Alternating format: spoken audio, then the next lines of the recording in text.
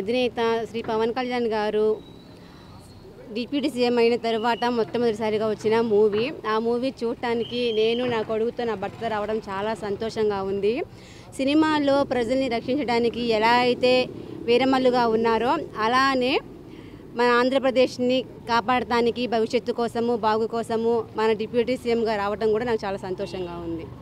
అధినేత శ్రీ పవన్ కళ్యాణ్ గారు deputy CM అయిన తర్వాత మొట్టమొదటిసారిగా వచ్చిన మూవీ. ఆ మూవీ చూడటానికి నేను నా కొడుకుతో నా భర్త రావడం చాలా సంతోషంగా ఉంది.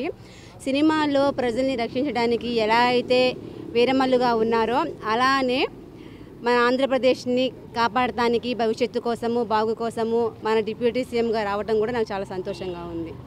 అధినేత శ్రీ పవన్ కళ్యాణ్ గారు డిప్యూటీ సీఎం అయిన తర్వాత మొట్టమొదటిసారిగా వచ్చిన మూవీ. ఆ మూవీ చూడటానికి నేను నా కొడుకుతో నా భర్త రావడం చాలా సంతోషంగా ఉంది.